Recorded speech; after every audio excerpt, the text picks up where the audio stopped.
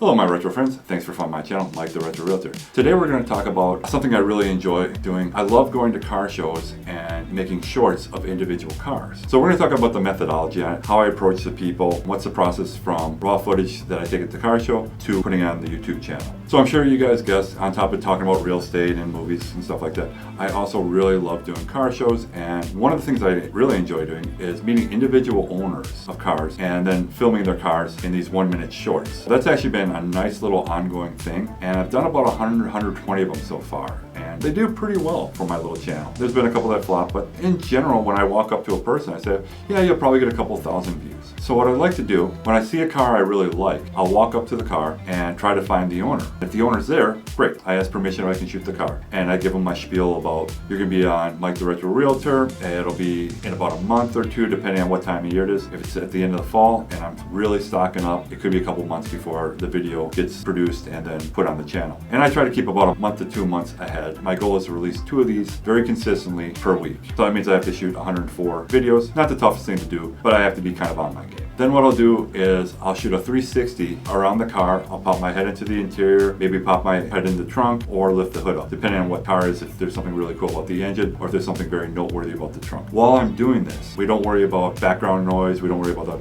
I'm asking the questions to the owner, very basic stats about the car, and if he doesn't happen to know, I'll just Google it. They're always out there. And then there'll be a little participation from the owner. I'll ask if there's anything that you want me to specifically point out about the car, and he'll say, I'm a one-car owner, or this is a special paint job, whatever he wants to say, and then I'll just pass it on to the video. The other thing I like to do on shorts, and I really love this, music is not copywritten, so I can have a copywritten song in the background playing while I'm doing my thing. I ask the owner if there's a specific song he likes, and 90% of the time he's like, yes, this car has a song that I really love, and I kind of connect the song to the car. Great, it makes the owner very happy, makes me happy, I get some extra footage, I get some extra content. When the owner doesn't have a song in mind, I will just pick something out, seems relevant from that time period. So if it's an early 80s, I'll pick out an early 80s song. If there's a really unusual color, I will do something that fits along that line. Or if there's something that kind of jumps out about the car and there's a song that kind of fits from my own basic knowledge of music, I'll play that. Just something kind of relevant. And the owners really like it. Hey everybody, just want to give a quick shout out about my new sponsor, the Double Deuce in Jasper, Missouri. This is a fine roadhouse that features tons of parking, a full bar, plenty of pool tables, a stage for live music, and plenty of dancing. I'm also going to take a moment to spotlight some of the awesome staff members there.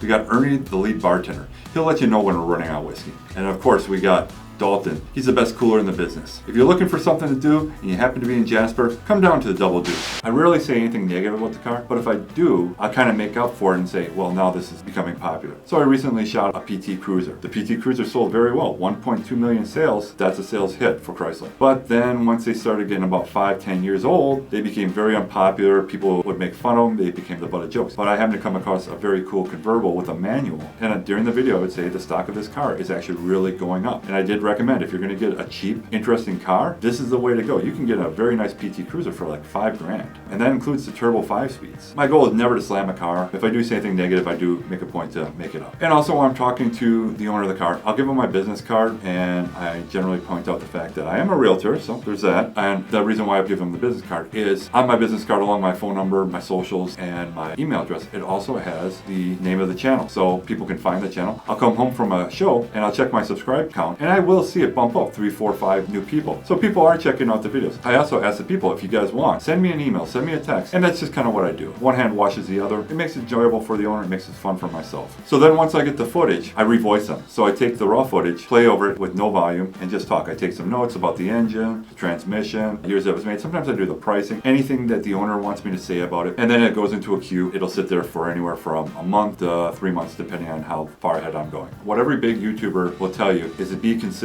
about what you do. Yes, I'm kind of off topic in terms of going from real estate to movies to 80s culture to car culture, but I kind of feel all that stuff can be under the same umbrella. Everyone has memories of their houses. I definitely lean into the whole Gen X thing. I mean, this is all kind of retro, and that's kind of how I frame the channel. So it's just one more part of the channel. So it's definitely not a car channel. It's not a movie channel. I do describe my channel as a real estate channel with other stuff that brings back nostalgia. To remain consistent, I release 2 of these shorts every single week, Monday and Friday at 8 a.m. And they generally jump out pretty pretty good, and then sometimes they have legs after the fact. Every once in a while, maybe it gets shown around by a group or an enthusiast group, and then I'll see it jump up again, which is kind of cool. I do geek out on the analytics where I can see, oh, this video just got 500 views today. Holy crap, where did that come from? I haven't seen that video get anything for weeks. That doesn't happen all the time, but it is kind of nice. Most of my shorts get anywhere from 1 to 2,000. Sometimes they'll get up to 5,000 views, but they're out there. And now I'm seeing people actually referencing. They'll type in Lincoln Mark 8, and then I'll see a couple of views on my car. You know, something like that. Every once in a while, someone will email me, and they'll basically take my very simple template, do the 360 around the car, pop the head in the interior, and take some footage. And they will send me footage and say, will you make a short of my car? And I say, well, yeah, as long as it's a minute long, you get to pick the song. The rules are the same, whether I'm standing there or not. I've also met people at random places, like a park or something, and I'll shoot their car. It takes all 5 minutes. And now people see me at all these car shows because I go through all the cars and coffees, and I'm bouncing around doing my thing. And I've met some really cool people. A lot of these guys have more than one car, so I'll shoot whatever they have. They enjoy it, I enjoy it. It's a little added weight to my channel. That's kind of how I do it. So if you see me bouncing around at a car show, don't be afraid to approach me. If you got a car that you are very proud of and you'd like to see it online, please approach me. Please let me know what you got. I love it when people come up and say,